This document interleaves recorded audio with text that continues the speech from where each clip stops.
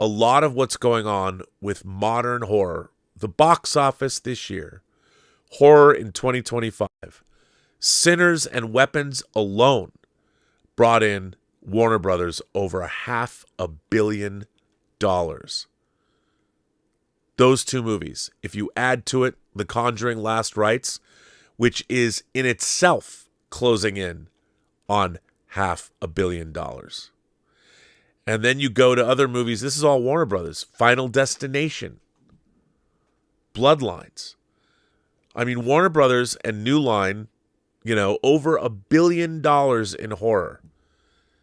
And then, of course, I think my favorite of all of those movies was Companion, which came out, Zach Kreger's, his extended mafia of filmmakers, Companion. Zach Kreger was going to direct Companion, but he didn't, but his friend did.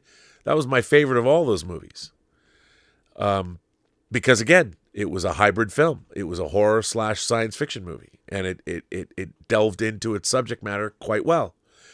Well, horror's back, baby. We got Black Phone coming up, Black Phone 2. Bring Her Back, which was rather a depressing film. Not a lot of fun to be had there, but a great movie from Los Bros. I can't pronounce their last name correctly, so I won't, but the people that brought You Talk to Me. Again, a worthy film. Half of A24's output is elevated horror, and there's always something good to find. There's always some crazy shit out there that is worth a look. Severin released one of my favorite. Who would have thought Turkey would come out with a banger of a horror film? I mean, it's not as look. I give it a little more than it probably deserves because it came from Turkey. But Baskin came out in 4K from Severin this year. You go, Severin. So there's a lot of really interesting horror. I do think, though, if you look at Sinners and you look at Weapons and you look at Final Destination Bloodline and you look at The Conjuring Last Rites, I think all of those movies are pretty safe. They're pretty safe.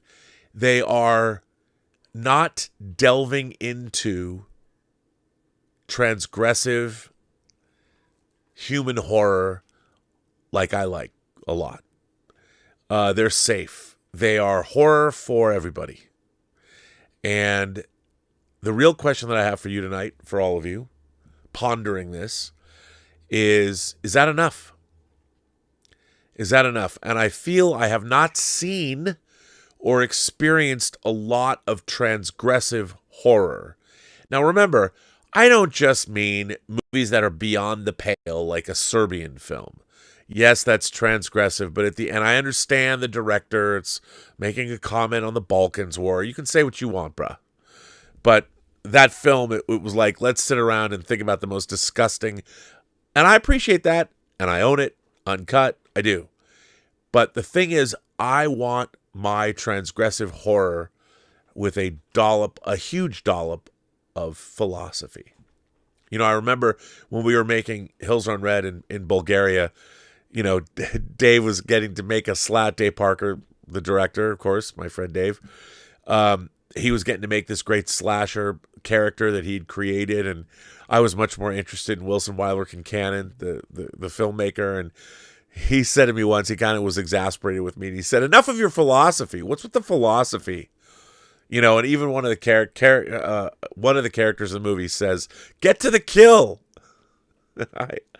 I always thought that was kind of funny. But for me, I go back to Videodrome, that woman that has the hots for Max Wren, she's talking about why you shouldn't look for Videodrome. And I always say this, again, my philosophy of all this stuff was shaped by movies that came out in 1983. But when she says to Max, don't go looking for Videodrome. Videodrome is dangerous because, say it with me now, it has a philosophy.